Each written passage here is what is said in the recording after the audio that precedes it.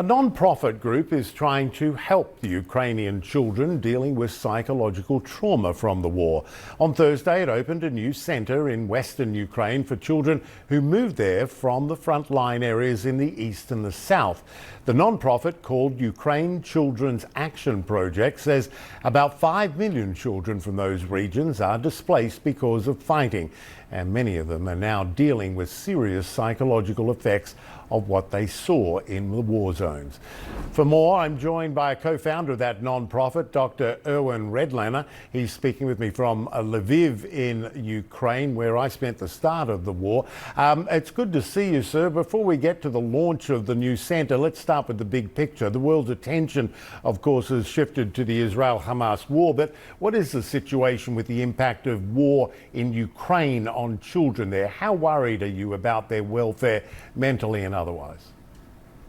Yeah, hi, Michael. Good to be with you. So we're actually very, very worried about it. And, that is even exacerbated by the fact that the world's attention is very distractible, and there are crises all over the world, and especially what's happening in the Middle East. That said, we have about 2/3 of the Ukrainian child population that since the beginning of the war have been displaced. About half of them outside the country as refugees, and another half of them are in western, relatively safer parts of the country to avoid the direct impact of the battlefields. But on the other hand, too, we know, Michael, that children are also being exposed to bombing and missiles and other terrifying events that are affecting how they're feeling and what their attitude is about the future. Right. But, I should say the Ukrainian children are phenomenally resilient, as are their whole families. And this is,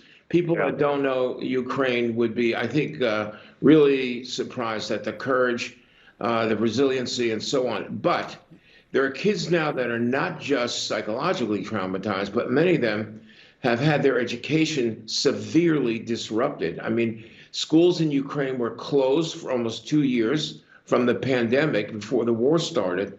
Now we have another 2 years of interrupted education for many of the kids. Yeah. And Ukraine and the countries that they're going to as refugees are doing a lot to help them deal with school, but there's going to be a tremendous need to remediate education. Huge amount of need. Now, you've already done a lot of work in Ukraine, a variety of programs since the Russian invasion, but your organization is now setting up this new support center. What essentially is its mission? So a lot of the children who were displaced from the eastern war-torn areas have moved to Lviv.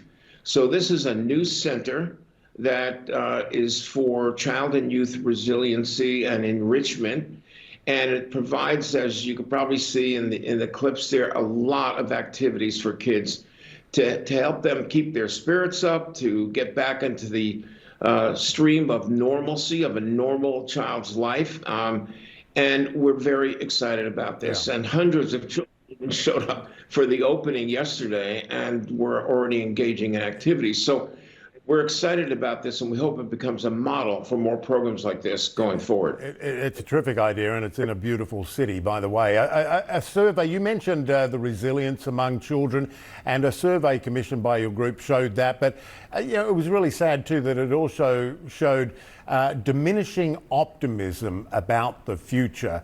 What sorts of things do you hear from the kids? What do they tell you and your people about what they've experienced and what they continue to endure in a psychological sense?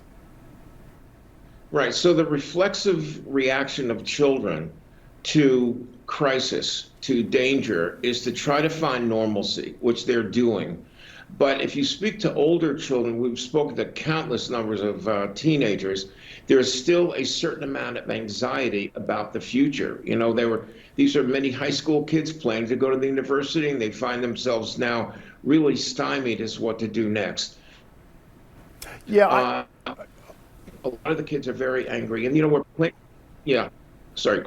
No, I'm sorry. The shot just Yeah. froze for Anyway, a second, and I thought you were finished. But you are back with us now. I just wanted. We're almost out of time, but I wanted to ask you, the immediate impact of the war on children is obvious. What are your concerns about long-term damage, long-term trauma, and the resources to deal with that?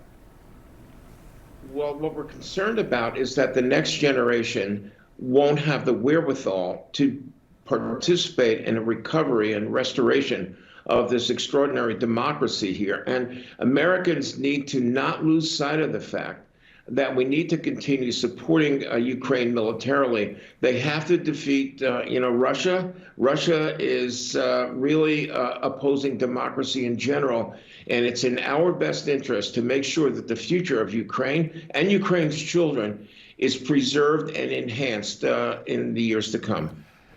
Dr. Irwin Redlener of the Ukraine Children's Action Project, appreciate you making the time. It is a beautiful city. That's great work that you're doing there, and important work. Good luck with it. Thanks, Michael. Cheers. And for more information on Ukraine Children's Action Project, or if you'd like to help or donate, just go to ucap.help. Doing good work.